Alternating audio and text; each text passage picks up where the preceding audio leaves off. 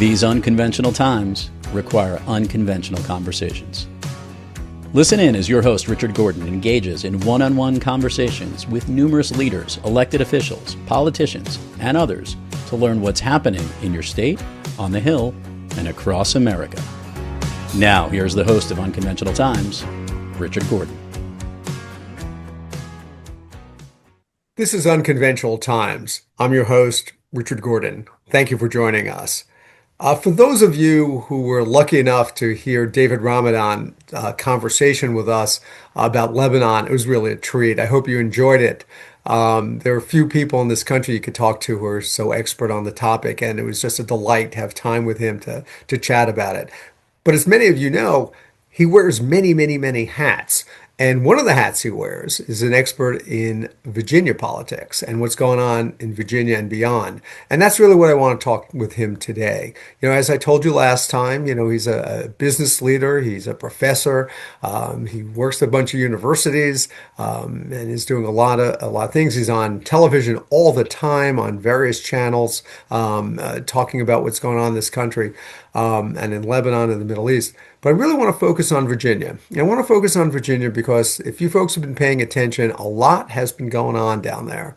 And we want to get to that. We want to get to that and talk about it. So, David, welcome back to Unconventional Times. Thanks for joining us again. Thank you for having me again. Never enough, man. Thank you. Pleasure and pleasure. Hey, I'd really like to start with you. We're going to get to all that's going on in Virginia and what happened the last couple of weeks and whatnot. I want to get to that. But let me bring you back into the conversation to talk about yourself a little bit. You've had such an interesting background in the sense, you moved here after high school, you went to college here and whatnot. But I want to bring this into politics.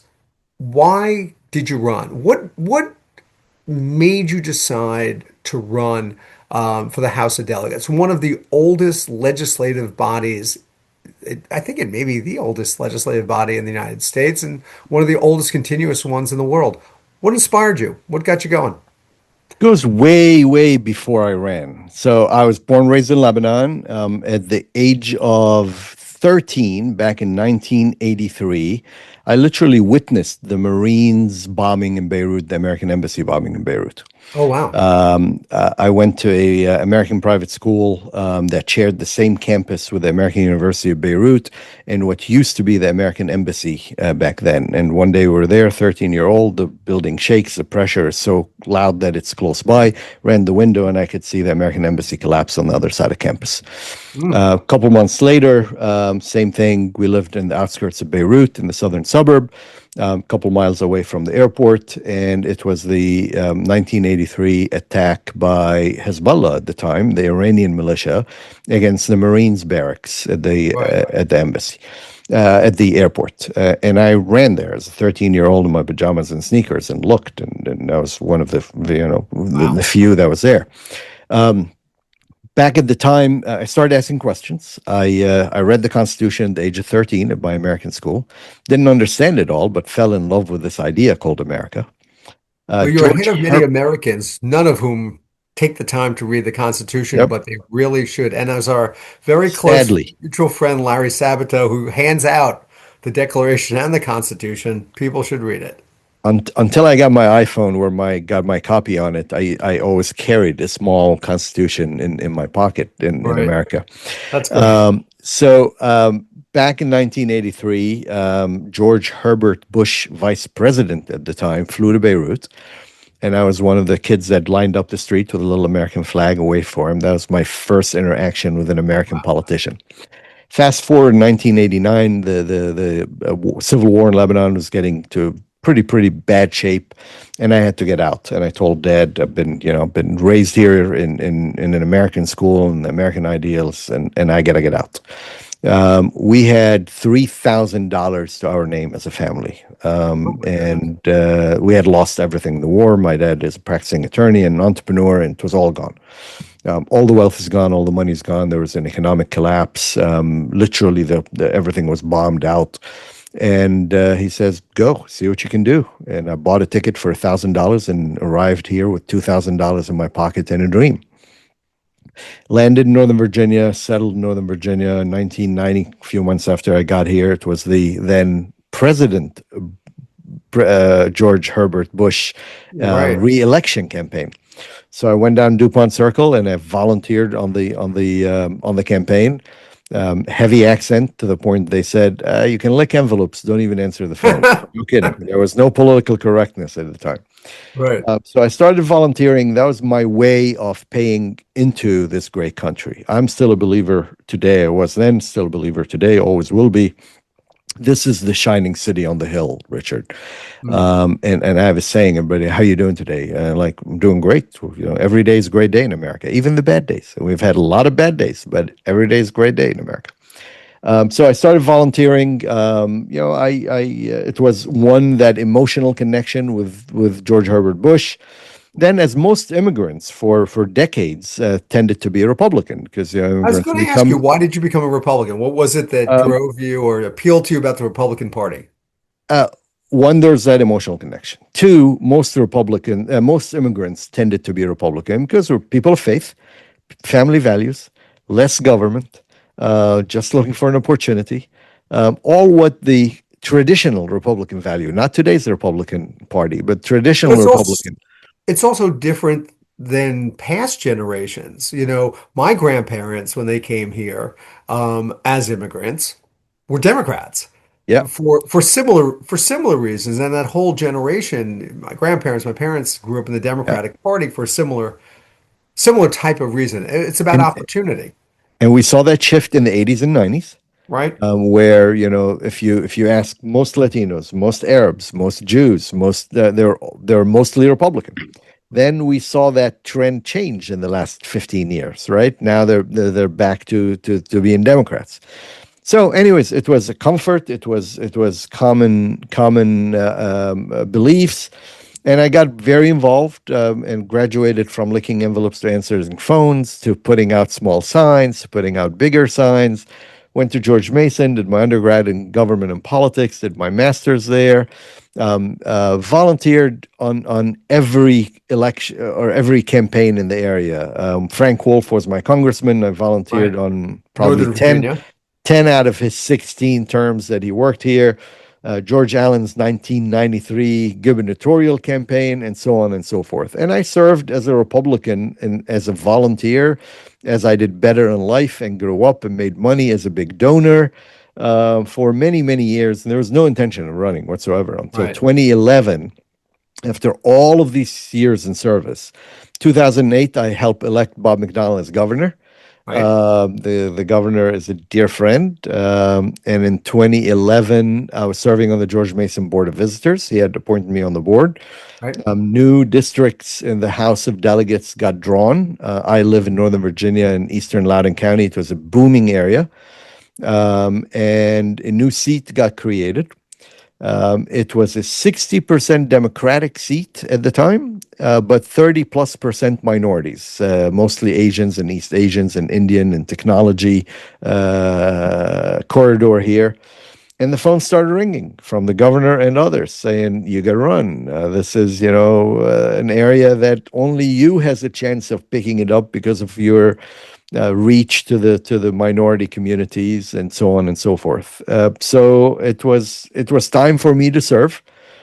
I saw it purely as service, ran and won a 60% Democratic district as a Republican. Wow. Served the first term, ran again for a second term, also won it as a second term. And then in 2015, multiple things have changed. One, it had became not practical to continue to run and serve in this area, especially of a different party. As you know, the House of Delegates Plus, job pays $17,000, but yes. then it was the most expensive race in Virginia history. It was $750 to $1 million every 2 years. They blew those numbers out of the Crazy. water this time. It was $3.5 million on each side Right. in Loudoun County this time. But back then, I spent 5 years without earning. And as you know, in our business, if you're not consulting and earning, you're not bringing in the money. And politically, the atmosphere has changed. In 2015, Donald Trump became the nominee in my party, and I couldn't be a Republican anymore. So I decided to not run for a third term and not continue to be a Republican either. Well, I Um, want to get to that part of it. We're going to get yep. to that in a minute. But it was the Yeah. highest honor of my life. I became the first adult immigrant in history to serve in the Virginia legislature. It is, as you mentioned, the longest serving parliamentarian body in the Western Hemisphere. Jefferson, Madison, Patrick Henry, and good old me from the southern suburb of Beirut came in and became a member I of was the going to ask you legislature. about that. It must, I mean, I've been in the State House many times, obviously. It must have been amazing for some kid from Beirut to stand there and look around and realize that Thomas Jefferson built this thing. And Yes. for those people who haven't been there, it's up on a hill. It's a big white building. It's majestic. I mean, it Yeah. must have been just, you must have said, who the hell am I? How'd I get here? Every day, and I never let it get to my head. And every day I'd walk in and Wow. remind myself, I'm the kid from Beirut serving in the same seats that Jefferson, Madison, and Patrick Henry served. And the Yeah. building itself is called Mr. Jefferson's Capitol because he literally built it, Right. designed it Right. and built it. It was the highest honor of my life, and I enjoyed it quite a bit, and I was good at it. Yeah. Built And great what happened? The district relationships. changed? The demographics changed? No, no, no. It was a Democratic district still. It just required full-time attention, which I couldn't afford technically to keep doing. I needed to earn a living. Right. And And it's I a couldn't, problem. that is a problem. Our And I parents should have couldn't, left us a trust fund. I don't know what happened yeah, there. nope, they didn't. And I couldn't serve as a Republican anymore, Yeah. not under Donald Trump. I mean, those are not the ideals of the party that I served in. I became politically homeless. I was Yeah. neither a Republican nor a Democrat. But with great friendships and relationships on both sides, and very thankful for everybody who serves in General Assembly despite differences in ideology. Well, I Um, think people who serve do not get the credit they deserve. I think that, I spent a lot of time in government, not in elective office. I completely respect people who do that. But in appointed office, um, I don't think people get the respect they deserve. People think that you go into it for the money, and when you're making, 17,000 a year, and commuting back and forth, and with a family, and all the things you had to do, it's a tremendous sacrifice, and people don't really understand the sacrifice that goes into it. And thank God there's people like you who do it. Again, to me, it was service. It was paying back this great country. Again, I'm the kid who came in with $2,000 in my pocket in a dream and get to serve in Jefferson's Right. house. So I got out of office, came back to private practice, rebuilt my company because at that point I had given up all my clients, rebuilt the business, and I got a little bored. So there was one more degree I still wanted. I had not gotten my doctorate. Right. So as a gray man, I went back to school and went to Vanderbilt and got a doctorate from Vanderbilt, and came back to teaching. I had been teaching at Mason before running for office and serving as an adjunct. After I finished office, I went back to teach as an adjunct for a short period of time.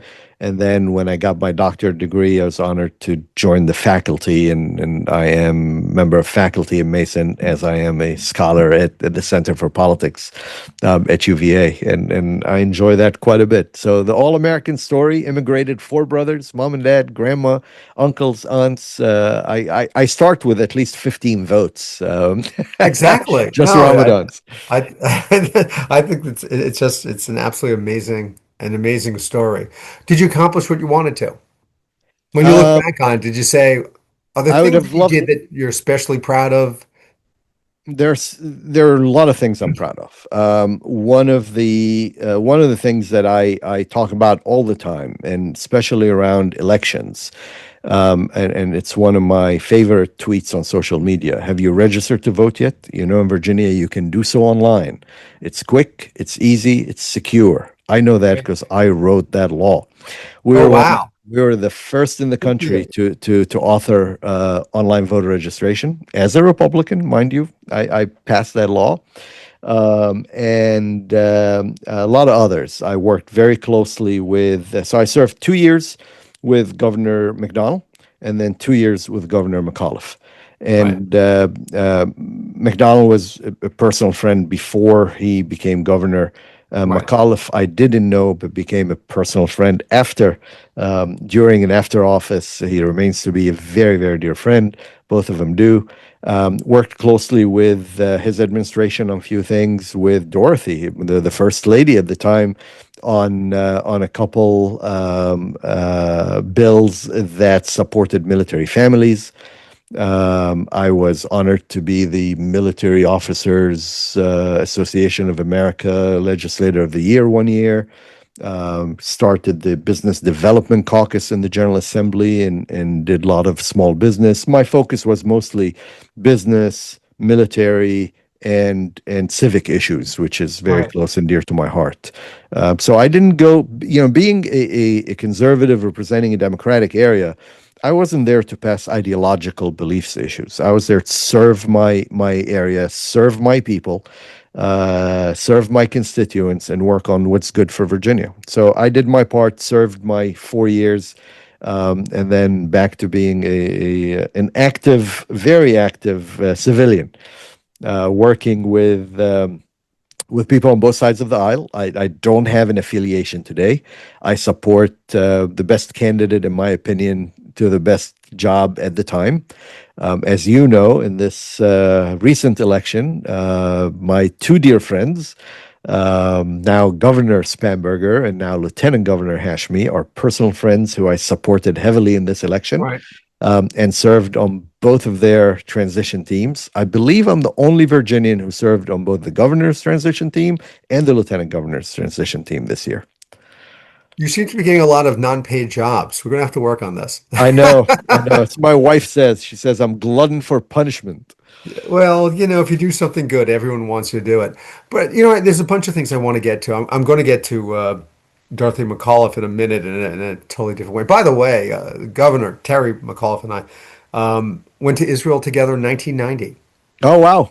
That was a Oh long wow. time ago, Hey, long before he was in politics. traveling with Terry is it's got to be interesting. He is a hoot. For all of us that know him personally, he's one of the most entertaining and smart people you could ever hang out with. Well, it was a small group of us, and one of the other guys on the trip was a guy named Mark Warner. Ah, good friend as So well. Good So friend. the three of us had there's more of us. There's about five or six of us, as I recall. But We should talk about another trip to Israel, Richard. You and I this time after this podcast. let's do it. We'll do it. We'll do it. But let me move you on. I think from listening to this, I think I understand better your journey politically. I know in 2018, for example, you were very critical of the Trump administration, number one, I guess it would be, for losses to the House. During the midterm elections, there were a lot of losses for Republicans. You were very critical. Talk to me about that and talk to me about what 2018 means to you as we're looking towards 2026. Look, I'm critic. The Washington Post named me at one point the loudest anti-Trumper in Virginia. And it's nothing personal. Never met the guy. It was A badge you wear with honor. yep. And it's about the party that I spent. I mean, he was a Democrat, by the way, all of his life. When I was a Republican, he was a Democrat. And he was giving money even to Terry. I tease Terry all the time. McAuliffe got donations from him. The guy was a Democrat most of his life. Oh, look, I was Mario Cuomo's political guy, and I used to get checks from Donald Trump Yep, every day with notes, checks and notes. yep, Mario, way to go on being pro-choice. Mario, way to go on helping immigrants. absolutely. I wish I kept those letters. Yep, yep. So it was the, Yeah. the the direction of what he did to the party, the direction of this becoming what I call today a cultish group. It's not a conservative party. For your listeners who are in tune of political process, they would know that every 4 years, both political parties spend quite a bit of time coming up right before the convention with their party plan. And there is a committee that meets normally, and it's the who's who of the party elite that go to write the party plan, right? And there would be huge discussions on what the party stands for, and what should they plan for the next 4 years, and so on. There is no plan. It's what Donald Trump wants for the day. As a matter of fact, he canceled that whole committee during the 2016 and then during the 2020 era. And there is nobody that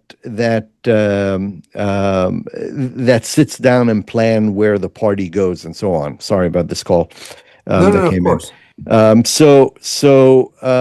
It's not something that I agreed with the way that he took over the party, and he cost Republicans massive losses. He cost Republicans massive losses in Virginia. When I was in the General Assembly, there were 67 Republicans in the Virginia House versus 33 Democrats. Wow. That majority flipped now, and Right. it is 63 Democrats to 36 Republicans.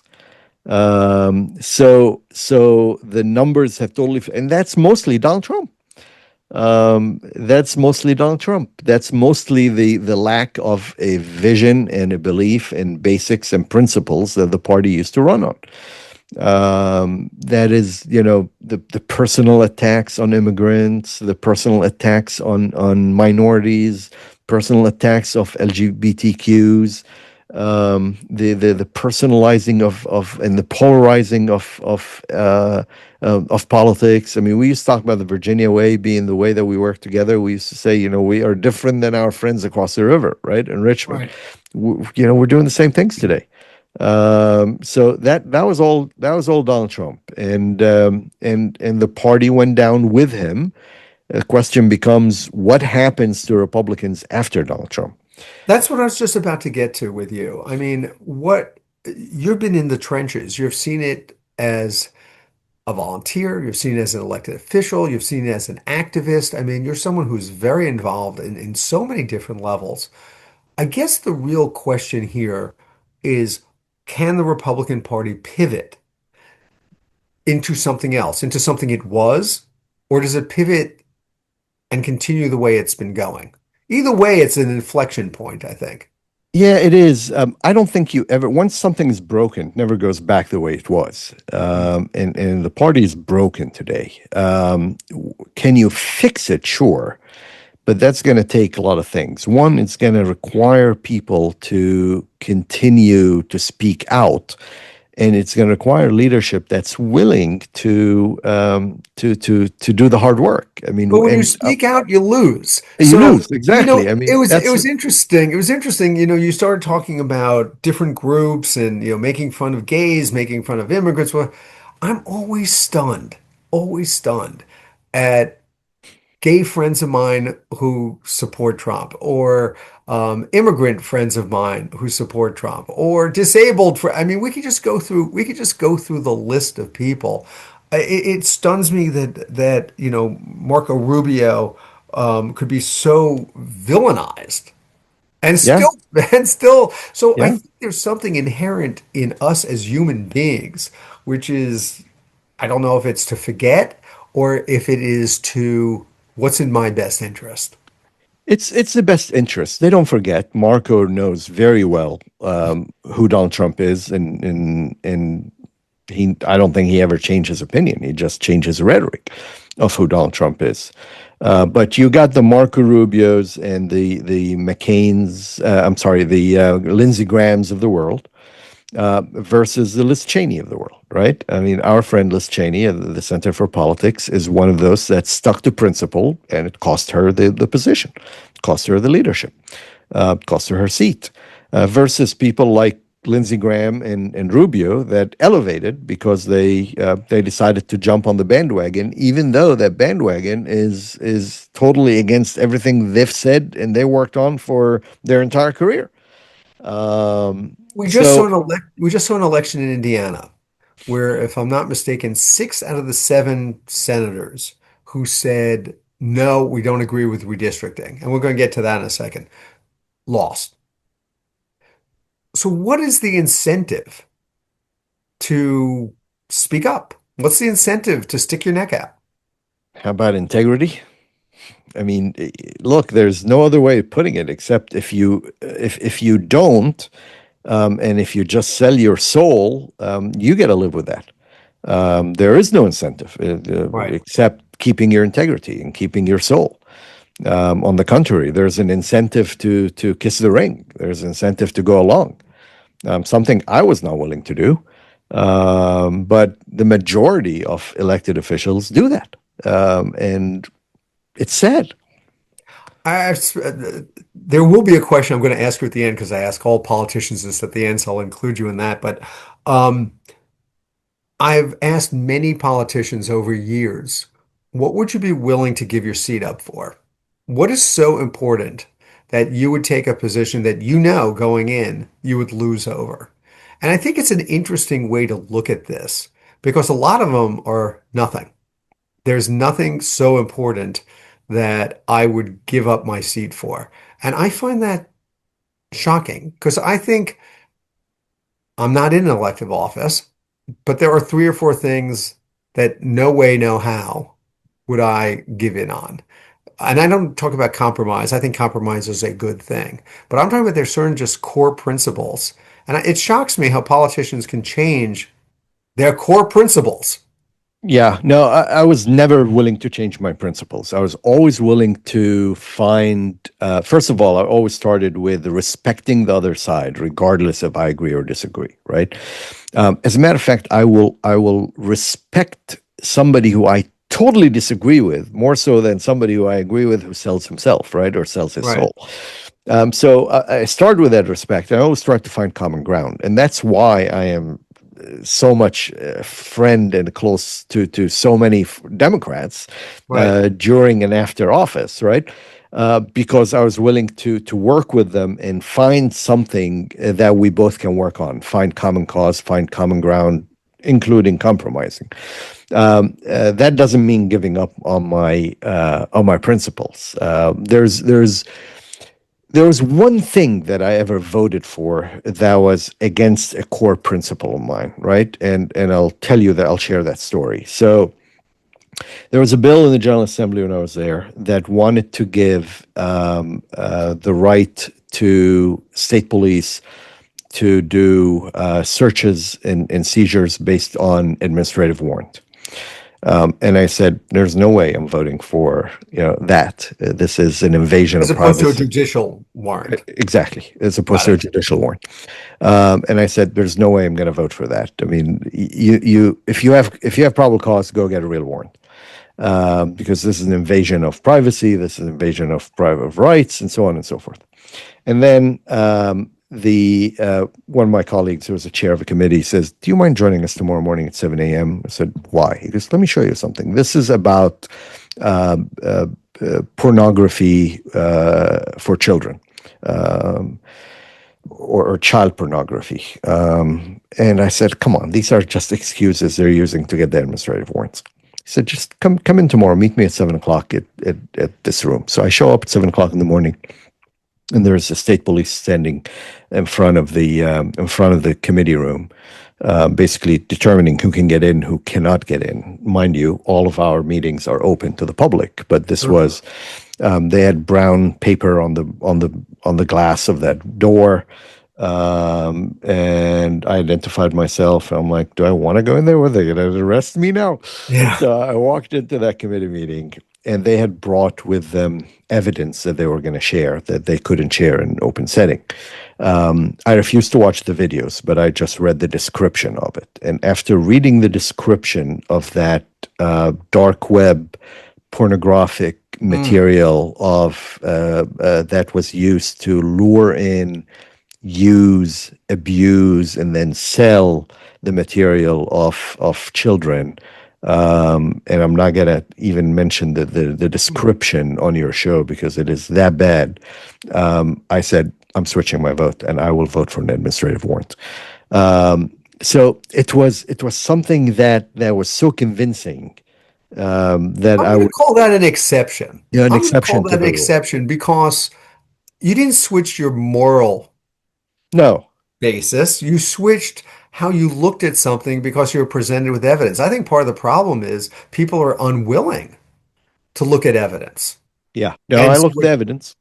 there's nothing wrong with, Look, we're going to talk about redistricting in a second. I switched my view on how to redistrict 180 degrees, but Oh, we'll I get was a gerrymanderer. I was a gerrymanderer when I was in office. I'm still a gerrymanderer. I'll tell you why. My when they reason. hand you the pen, when they hand you the pen, you want to draw the line. I voted in 2013 for it, and I'm telling you, you get to play by the rules that they give you on the table that day. You can't make your own rules on morality here, right? And taking the high ground when nobody else is. Now, if we can all take the high ground, absolutely. But there is, speaking of gerrymandering and commissioning, sure, if everybody agrees today that we do nonpartisan redistricting, I'm all in. But let's define what that is. Because if somebody's going to come and appoint Richard Gordon and David Ramadan to a commission, that's not bipartisan or nonpartisan, Sure. right? Each one of us have some biases and some partisanship. If you do it solely based on data and with computers, that is not touched by a human who's making a decision. And that's not what we had in Virginia. Even the Okay, bipartisan wait. commission Okay, that we had. let's explain that one. Yeah, So, how would you do it? I mean, I, let's I live, explain let me what we just, had, right? let me just tell you something about like where I live. I live in Yeah, northern New Jersey. yeah. At one time, for quite some time, the congressman I worked for represented the entire county, right? It's a large county. It was his district. They decided that wasn't good. My county, my district now, goes from the Hudson to the Delaware River. It goes straight across the top of the state. The western part of the state is nothing like the eastern part of the state. The eastern part of the state is looks at New York City is like New York City. The western part state is completely agricultural, right? Total gerrymandering. So explain to me how you would do it in a way that is fair.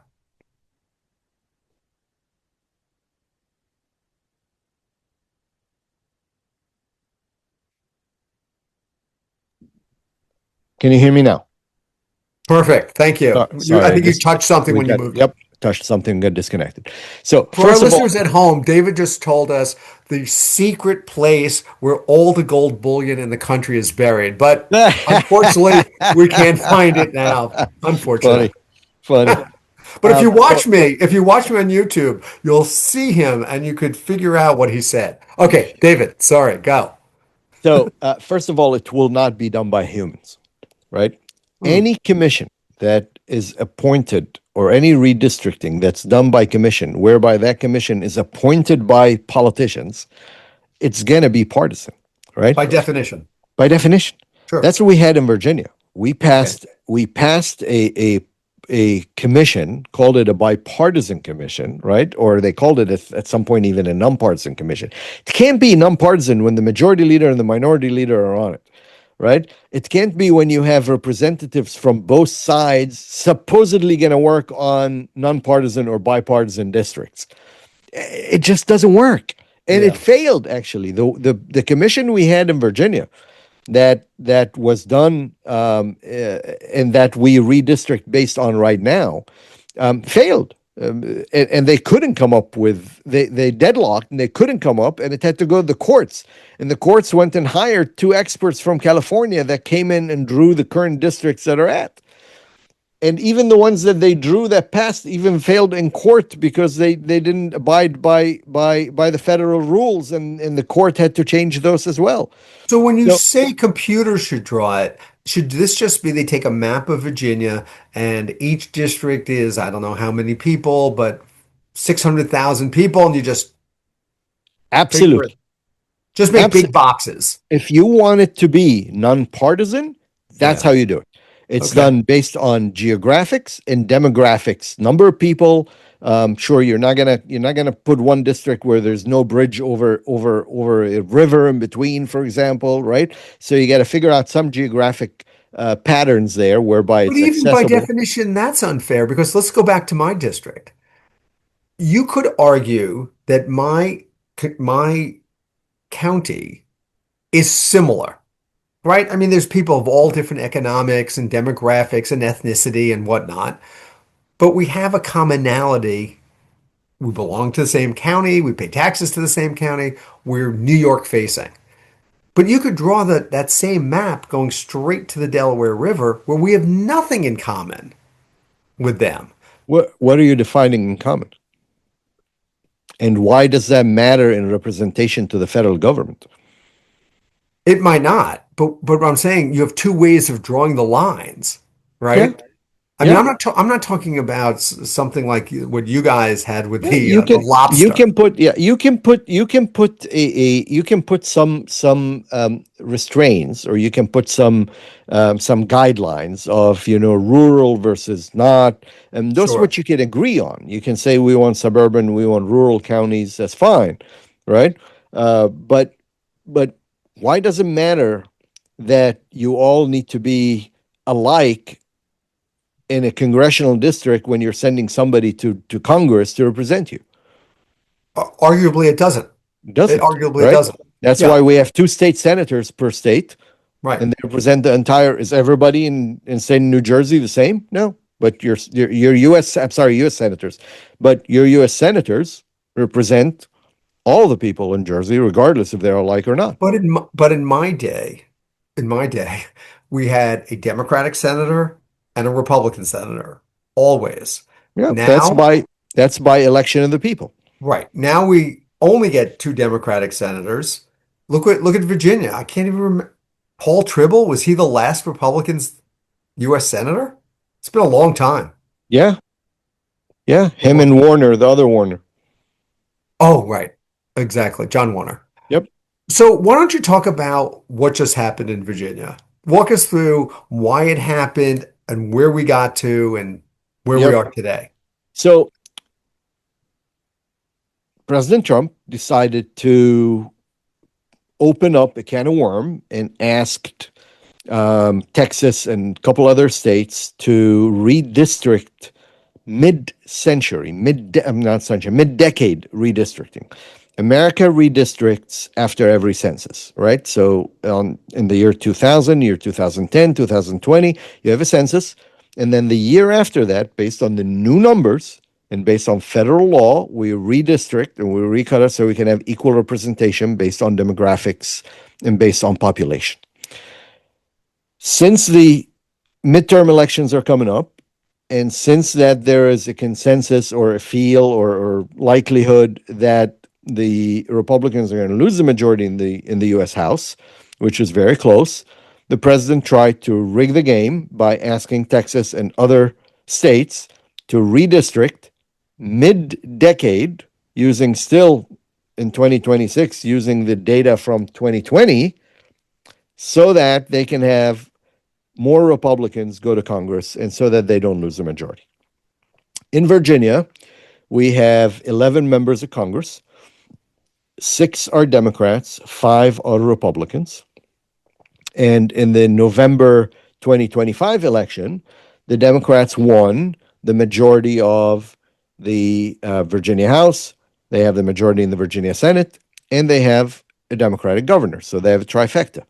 And since redistricting is done by the state house, state senate, and the governor, they decided that they need to, and the governor here is a small role because really it's by Governor of Virginia doesn't have a say in it. It's done by the Virginia House and the Senate. They decided that, okay, we're going to play the game that President Trump had opened up. And if Texas is going to redistrict in 2026 so they can gain 4 or 5 Republican seats in Congress, Virginia is going to redistrict to gain 4 seats from in Congress to go to the Democrats. And they came up with a 10-1 districts, so that, or 10-1 maps that they could pass. But in order to do so, 10-1 meaning they'd elect 10 Democrats and then 10 Democrats and 1 as Republican, opposed to 6 and 5. as opposed to 6 and 5. Right. But in order to do so, in Virginia, since we had passed a few years ago a constitutional amendment that said all redistricting is done by our bipartisan commission, the House and the Senate could not just go in and redo the maps. They needed to pass a constitutional amendment that gives them the power to go in and do it, since they gave up that power in the last constitutional amendment. In Virginia, Virginia Constitution requires that in order to amend the Constitution, you get to pass that resolution in the Virginia House and Virginia Senate.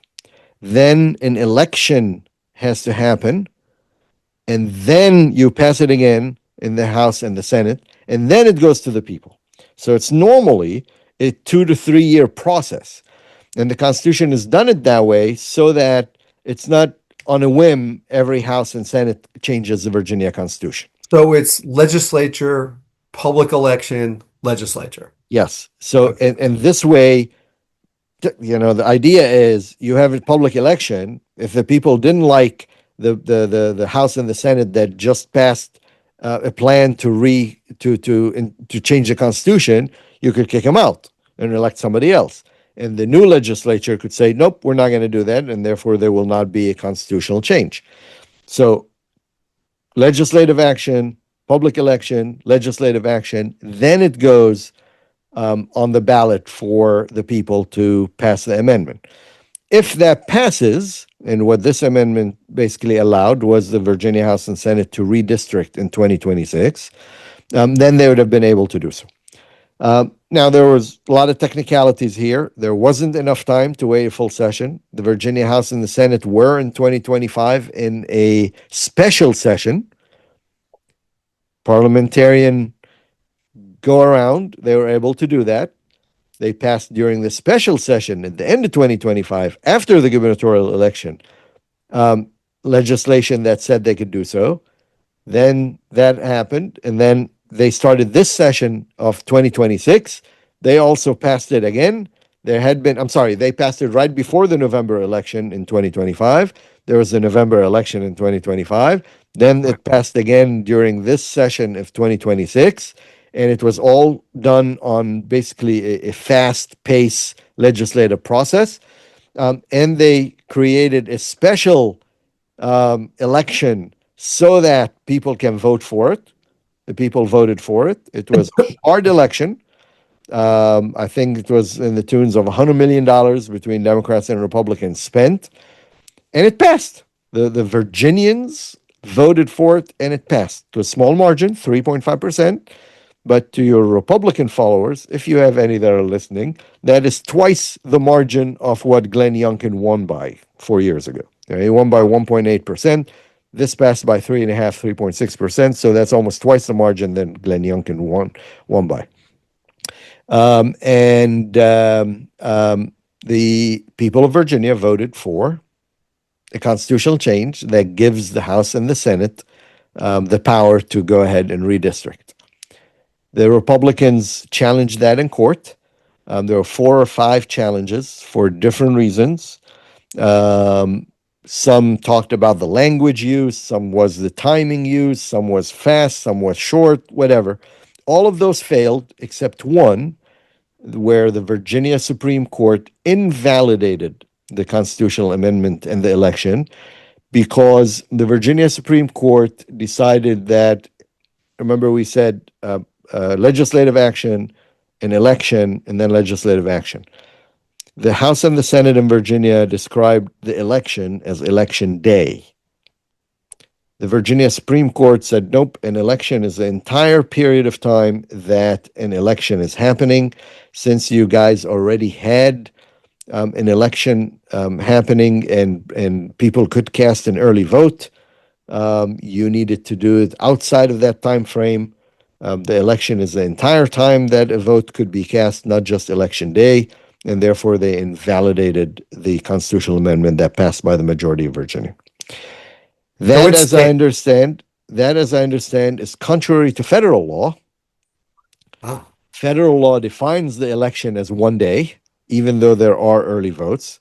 As a matter of fact, there are a couple of cases where the Republicans in federal court are arguing that an election is not 45 days and the president doesn't like these early votes and mail-in ballots and so on. But in this scenario, the majority Republican Virginia Supreme Court said an election is any time a ballot is being cast, not just election day. Therefore, you guys didn't do it properly, and on a technicality invalidated that. hot off the press. I think the Democrats are appealing this to the U.S. Supreme Court, even though there's no nexus on the case itself. The case they are claiming had violated the federal, or the Virginia Supreme Court had violated the federal definition of an election, which is 1 day versus the entire period. And they're going to try to see if the U.S. Supreme Court will reverse the Virginia Supreme Court. Um, it's a long shot for multiple reasons.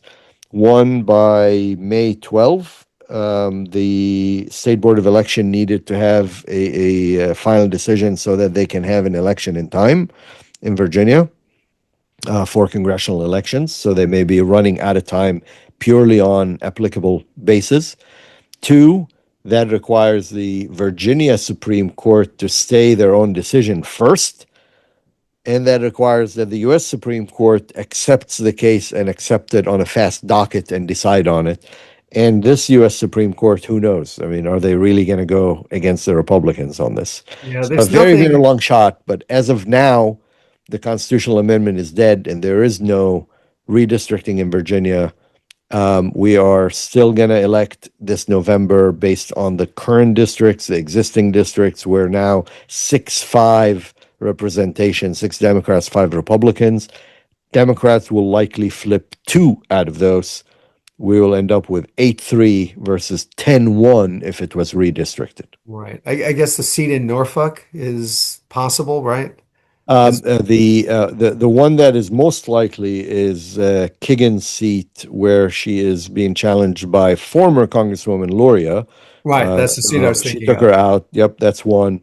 And then the second most vulnerable is Whitman's seat as well, which is down in that part of the Commonwealth as well. What happens? We spoke about the McAuliffes a little bit before, and as we know, Dorothy McAuliffe, the former First Lady of Virginia, is running for Congress. What happens to people like her? What happens?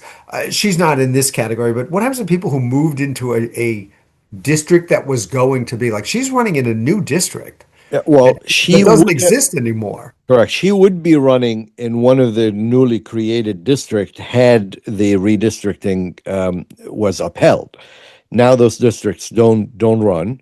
So if she was to run, she'd be running against an existing Democrat in the current seats, Is that the which Spanberger seat, the uh, former? no, she would be in Jim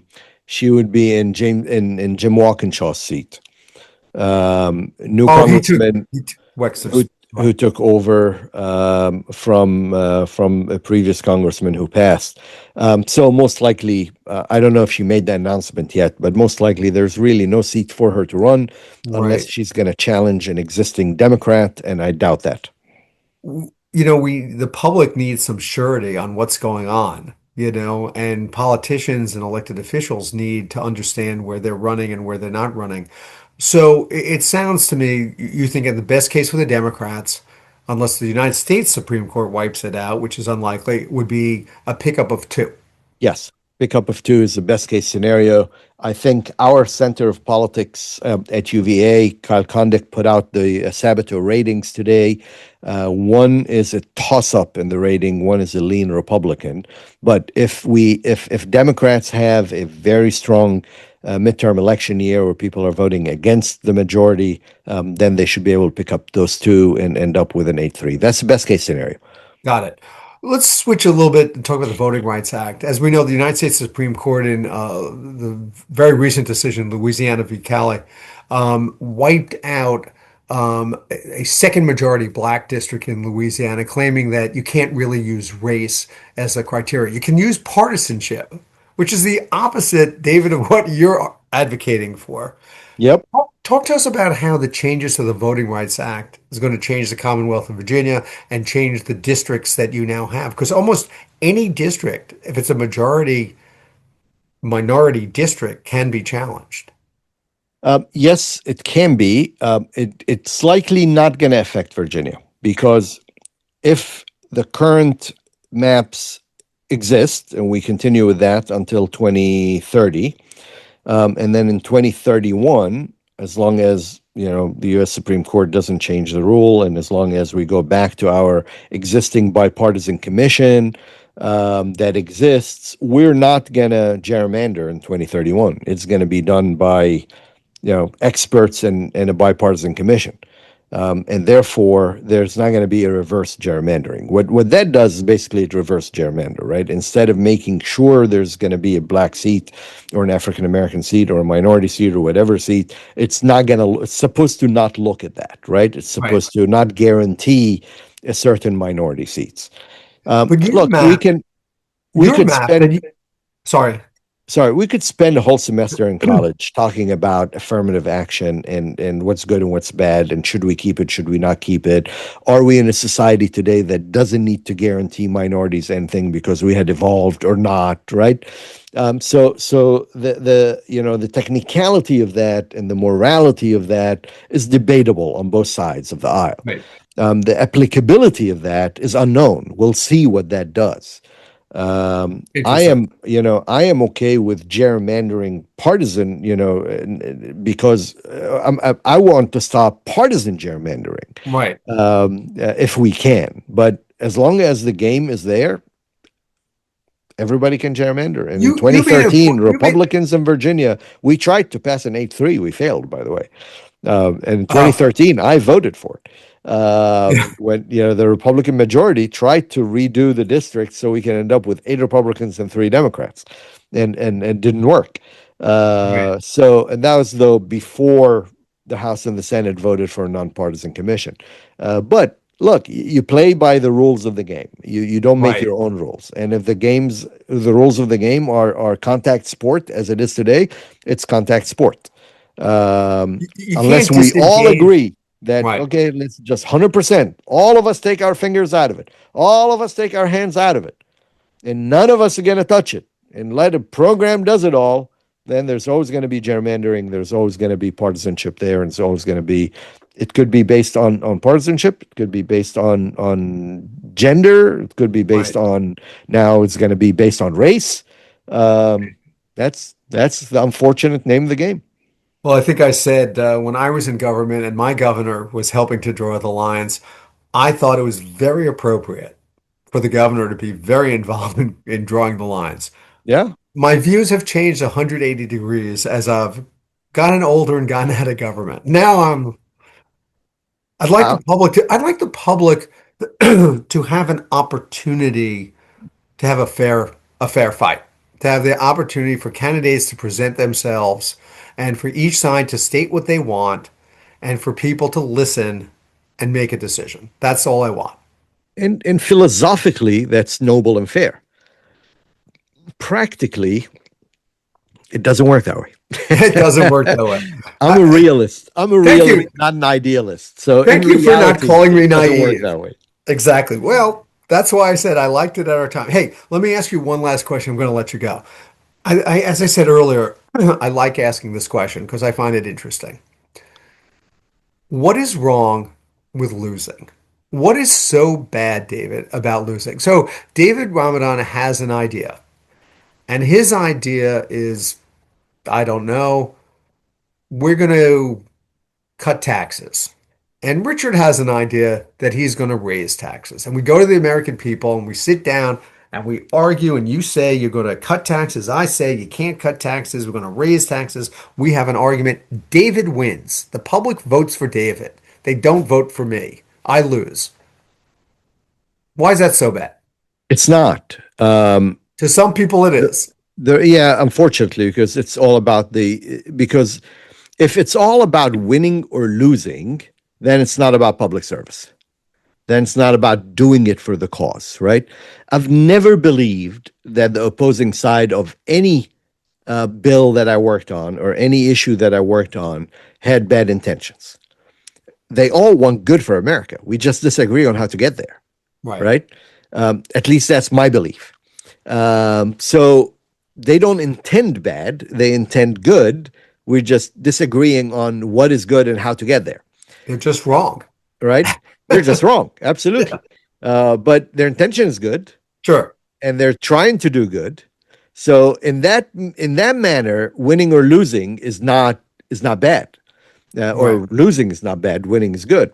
Uh, However, when you lose to a bad idea, the consequences is what becomes bad, right? If you lose to somebody who's going to raise taxes or put tariffs on America 60, 70%, the results of that when it happens is what's bad. Not the fact Right. that somebody lost to that's bad. It's the results of the bad policy that's going to be bad. So raising taxes in concept is not a bad thing, but the how much taxes and what taxes and the ramifications of that is a bad thing.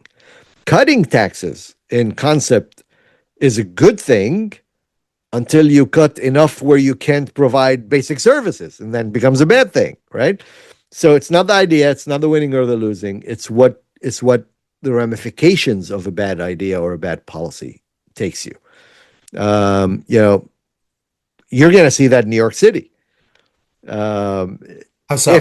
if Mamdani was able to place all of the policies that he aspired to do, and put them in place and apply them in New York City, the ramifications are pretty bad on the economy of New York City and the state overall.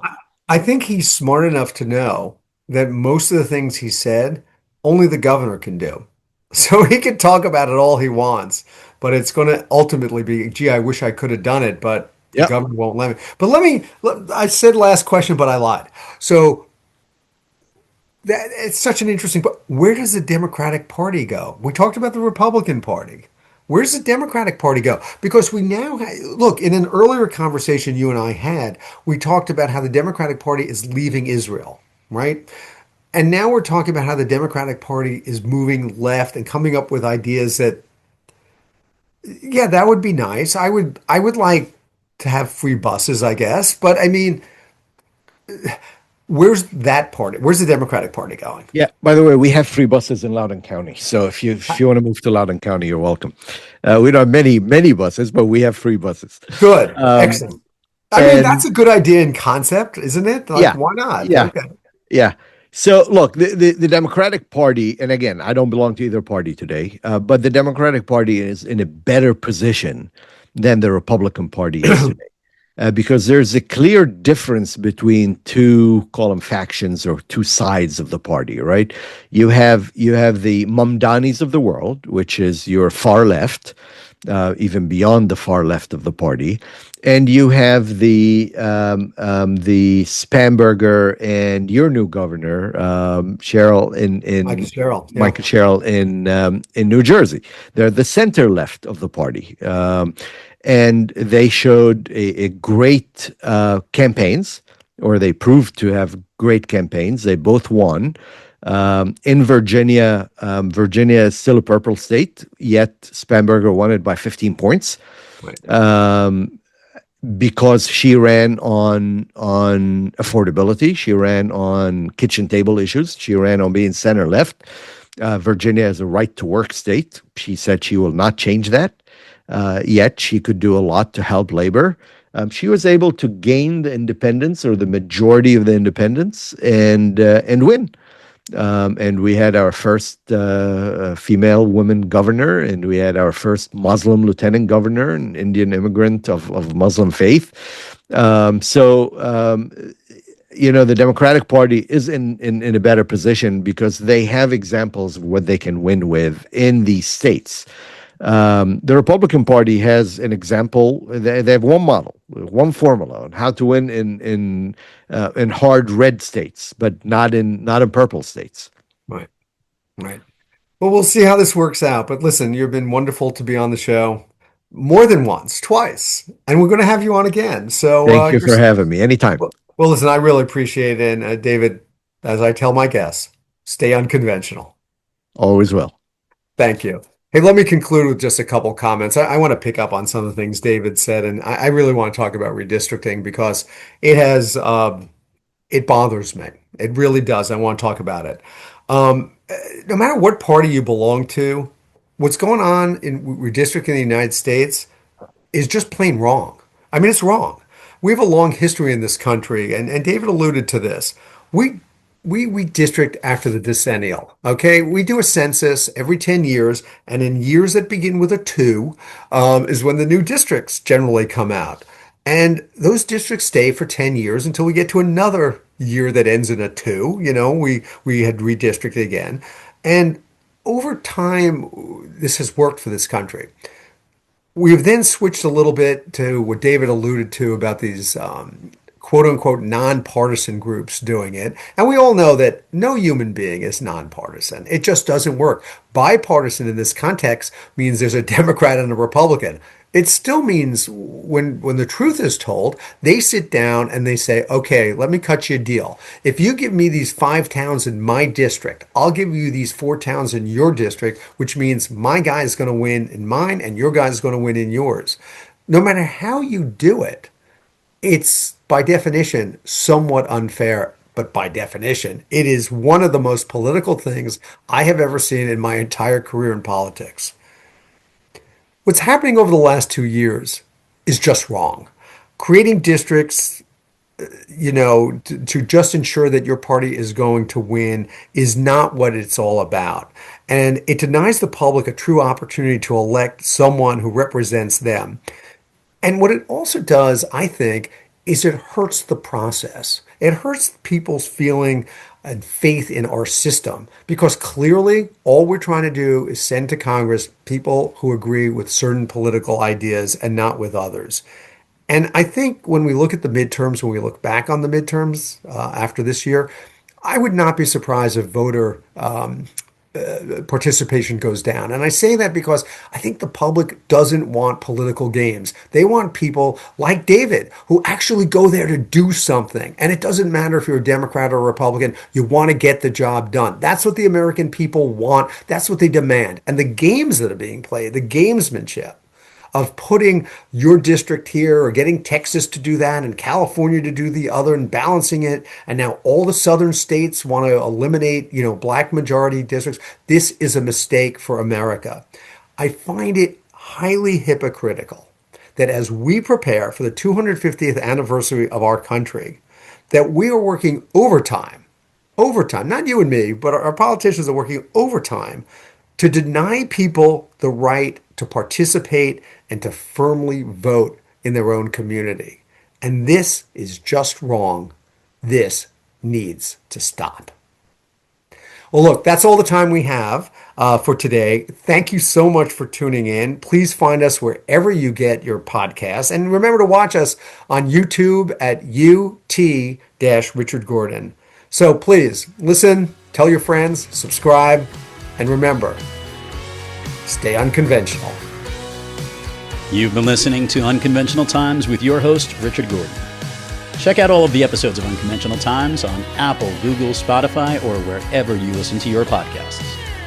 To learn more about Richard Gordon and all of his unconventional conversations, head on over to unconventionaltimes.com. Thanks for listening.